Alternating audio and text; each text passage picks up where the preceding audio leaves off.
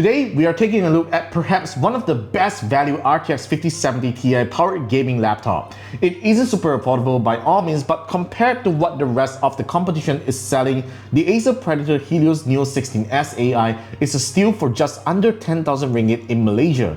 It's got a beautiful 16-inch Quad HD Plus OLED display with a 240Hz refresh rate, a super sleek form factor that weighs just 2.3 kilograms, and it has Intel's top-of-the-line Core Ultra 9 275HX processor with 32 gigs of DDR5 6400 RAM and two 1TB SSDs, which is an insane value you're getting for the price you're paying.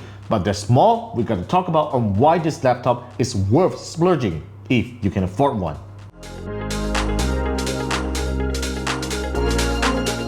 The Predator Helios Neo 16S is a really good looking gaming laptop.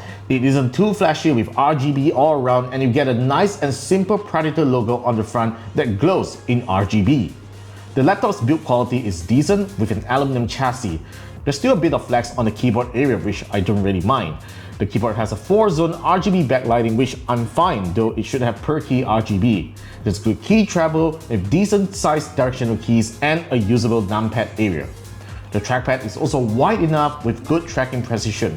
And what I am most impressed is the I/O, because you get a total of 3 USB-A 5GB per second ports, a 2.5GB LAN port, an audio jack, and a micro SD card reader on the sides.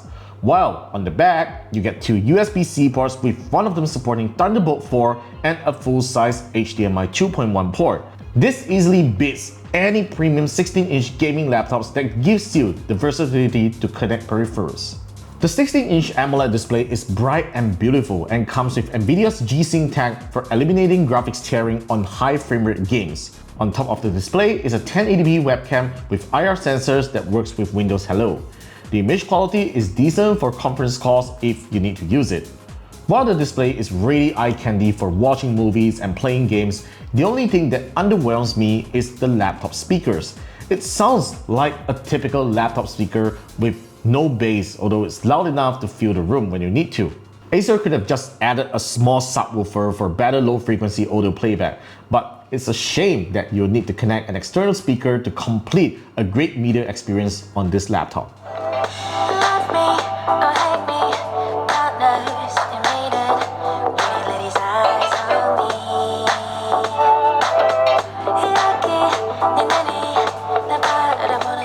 What you will ultimately want to find out about this laptop is performance. I previously covered another mobile RTX 50 series based laptop and have been very impressed with the thermals and gaming performance it offers.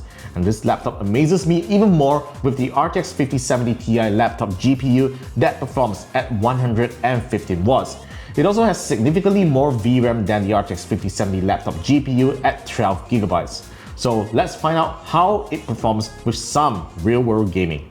So let's start off with Cyberpunk 2077, where we are on the default recommended settings. We are on Ray Tracing Low Quick preset with Ray Trace Local Shadows turned on, whereas the rest of the settings are set to High or Ultra. So let's just head over to the game to find out how well it runs. So currently we are looking at 64 FPS with a frame time of, well, pretty inconsistent right there. We're seeing 15 and sometimes up to 20. So yeah, this game looks absolutely beautiful on this OLED screen. Look at that amazing ray trace water reflections on the floor. Night City looks awesome on the Predator Helios Neo 16S AI. So what if we turn on frame generation? Let's find out the performance, shall we? So we're going to head on over here, frame generation, turn it on, press apply, and we'll obviously have to restart the game to take effect, and we'll be back in a bit. Alright, so we have restarted the game, and one little detail that I missed out is the resolution. So we are now running at 2560 by 1600, which is the native resolution of this display. And currently we already have frame generation turned on, and it is now on 4x. And let's see what is the difference now, alright? Okay, wow. Look at that, guys. That is like double the numbers that we see earlier on. And the frame time is significantly lower and a lot more consistent. Unlike earlier on, we are seeing like hovering between 12, 13, and suddenly jumping up to 20 and all that. Damn, DLSS really helps the gameplay on this machine here, and we are seeing even better performance than the RTX 5070 laptop that we see the last round. Now I'm definitely seeing some kind of weird artifacts, like suddenly some graphics generating and all that due to DLSS. Probably let's just try changing the DLSS super resolution preset here to the convolutional neural network. This should actually improve that situation. And let's click on apply. And yep, give you a moment. So there we go. Oh wow, I think I'm seeing even more frames now. That is actually a little crazy there. Okay, we are seeing like 130 FPS, and yep, frame time is still around the same, around 7 milliseconds as low as 6.5 milliseconds. This is really cool. So let's see how much we can actually push the graphics setting, shall we? So we are going to head over to this quick preset here. I'm just going to head on over to Ray Tracing Ultra. Let's see how well the Predator Helios Neo 16S can handle that. And moment of truth with 4 times DLSS. Right, I am obviously impressed with this. Look at this, it's still running on like 120. Of course, the frame rate is slightly lesser, but I mean, it's not much of a difference here. I am actually impressed, but okay, I do notice like there's a little bit of blur. I'm not sure whether if it is the game effect or something else. But yeah, Cyberpunk runs really well on the Acer Predator Helios Neo 16S with its native resolution, and I'm impressed that this is the kind of frame rate that you can get here. So definitely you need to tune down the graphics setting, otherwise you can definitely see a little bit of blur here and there. Even though with DLSS enabled, there's still frames and all that, but yeah, you get the point. Right, over to the next game. Next, we have GTA 5 Enhanced Edition. Now, this is one of my favorite games to test out on an RTX 50 series gaming laptop because the Enhanced Edition really pushes the limits of modern gaming devices. So we are currently on the default settings of the game where we have a resolution of 2560 by 1600, and I've done a couple of settings here. I've turned off ray tracing, I've turned off frame scaling as well, which this is on by default, and I'm going to change this to FXAA because I believe this laptop's GPU should be perfectly capable of handling a little bit of anti-aliasing. Now, the rest of the settings here, like the shader, texture, is all on normal. I'm not sure why this is the default settings by this laptop, by the way, but if you look at like post FX effects and all that, it is now on Ultra. So let's find out how well the game performs, shall we? Okay. Moment of truth. Alright, looks like the game is running really well at 157 frames per second. Frame time is pretty good, but you can see that it is also very inconsistent. It jumps from 4 up to 9, and something that I don't like to see right here. But the game is pretty playable. Like, there's really nothing wrong with it. It looks nice on this OLED screen and all that. But let's find out what happens when we turn on DLSS and NVIDIA Reflex, which is a low latency input mode by NVIDIA, which is really good. We have tested it before. So yep, let's just turn on NVIDIA Reflex, and we are going to turn on ray tracing with some settings turned on. Let me just max out the settings, shall we? Let's find out. Okay, so we are just going to head into the graphics preset, a maximum ray tracing mode. This is something that I remember I tested out on the RTX 5070 laptop. Oh yeah, it requires a restart now. Okay, let's just wait for it to come back. Alright, so we are back in the game, but we are seeing a significant drop in frames, and that's probably because we still do not have DLSS turned on. But the game is still pretty playable and it looks amazing on this OLED screen. So we are currently at about 50 frames per second with a pretty bad frame time of 19 milliseconds, and that's because we turned up the graphics setting all the way. So let's find out how well it performs right after we turn on DLSS, shall we? So let's head on over to the graphics setting, and we're going to head on over to DLSS. So as you can see, everything is now maxed out in terms of the graphics setting, and we're going to turn on NVIDIA DLSS. All right, balance quality looks pretty good. Let's find out if there's anything that we missed out, because we want to max out everything so that it can show its true potential. All right, all good. Apply changes, and let's head back into the game. All right, now look at it. We have a significantly improved frames per second at 60 over right now. Frame time is also slightly improved. We already have NVIDIA's reflex turned on. Okay, it looks all too good, and probably we should just turn off some graphics setting, or maybe we should just change the performance mode on DLSS, right? So let's just head on over to graphics again, and we are going to change DLSS to performance. All right, there we go. Apply changes. Let's make sure there's nothing else that we are missing out here. And it looks like there's no frame generation feature here. I remember there's actually one, but I don't actually see it right here. But anyway, let's just find out the performance now, okay? Now, would you look at that? We are also seeing some slight increase. Not a lot, but definitely a lot more playable than earlier on, which I think is really good. So yeah, this is a very powerful laptop for playing games in maxed up graphics settings, and all thanks to NVIDIA's DLSS, you really get to have more frames on modern AAA game titles like this.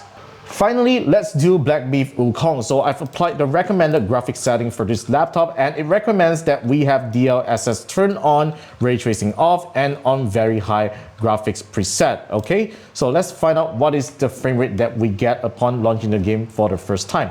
Okay, so we are getting pretty impressive frame rates at 104 FPS with a pretty decent and consistent frame time of 8 to 9 milliseconds, and this is running on the native 2560 by 1600 pixel resolution. Of course, DLSS does help with that. It kind of renders at a resolution to give you more frames. Now, this is a pretty nice game, and I have to admit that I'm pretty bad at this because I take like 40 times to kill a boss, even if it is an easy one. Okay, now let's find out how to make the gameplay a little bit better here, shall we? So let's just head on over to graphics settings right over here. So frame generation is currently on 自动, which means automatic in Chinese. I'm not sure why. This is the language issue that the game hasn't fixed it. I'm not sure why. So let's just maintain the graphics setting at very high, but we'll have ray tracing turned on, and at medium, I think it's good enough. And finally, we have frame generation set to like 3 times. Oh, that's 4 times. Okay, that's interesting. Okay, so that's in fact, this is a low latency mode. It's actually NVIDIA Reflex, and if we can turn it on, and frame generation, can we just turn on force? All right, so as long as you have frame generation turned on up to like 4x, 2x, 3x, 4x, you can't have NVIDIA Reflex turned on, which is a really interesting option here. So let's just try out 4 times frame generation, which is the maximum here. And since we already have ray tracing turned on, and let's just try to apply the graphics setting. Moment of truth. Okay. Oh wow, there you go. Look at it. Despite having ray tracing turned on, it tends to maintain the same frames per second score that we just got earlier on, which is actually pretty good. Of course, the frame time the frame time delay has increased to more than 9 milliseconds, which isn't totally a good sign, which means you'll get some input delay here. Now let's just change the settings again. So let's just head on over to graphics again, and this time I'm going to turn off ray tracing, but I'm going to turn on NVIDIA's Reflex. All right, let's see how good the frame time is going to be. So frame generation is now off already. Apply changes. Okay, obviously we're getting a significantly lower frame. Look at that, it's only at 38 FPS. This is totally not playable on a game that requires fast action. Okay, so obviously we got to turn on frame generation again. So unfortunately we can no longer enable NVIDIA Reflex, not unless we tune down the graphics setting. But let me just try something. I'm not sure if we can do something right here. So DLSS, there's obviously no way to like change to performance mode and all that like we see it on other games. But yeah, so it's on 4 times, but let's just see if things can get a little better if we change it to just high. All right, so note that we're actually running this on the screen's native resolution instead of full HD. So yeah, we're going to expect some performance drops if we turn up the settings and all that. All right, so now that we have gone to the high graphics preset setting, you can see that the latency has improved a lot. The frame time has improved a lot to 7.8 milliseconds, which is something that I like to see here. And the input lag is dramatically reduced from earlier on. I can feel that it is a lot more responsive, and we're even seeing like 130 for over 140 frames per second, which is definitely a good thing right here. So yeah, this laptop is really capable of running modern AAA game titles at its native resolution, given that if you don't push the graphics setting, and you need to know when to turn on and off DLSS and frame generation depending on the game that you play. Like any gaming laptops, battery life isn't on par with a modern office laptop. Though, to give Acer some credit, they've done a pretty decent job with the Predator Sense software that switches the laptop to eco mode when running on battery. The software even allows you to control the fan speed to allow more cooling if you're doing some intensive stuff. The battery can at least go up to 4 hours if you're doing purely office work on eco mode. It could definitely be better if the OLED display could be tuned down to 60Hz, which I'm surprised that the option isn't there, but this is a simple driver fix that Acer can easily provide. The Acer Predator Helios Neo 16S is a great value high-performance gaming laptop. It undercuts the competition with impressive hardware features for under 10,000 ringgit, which, if you're looking for a desktop replacement but also want a portable form to transport around, look no further than this one, because I think it is an absolutely worthy purchase.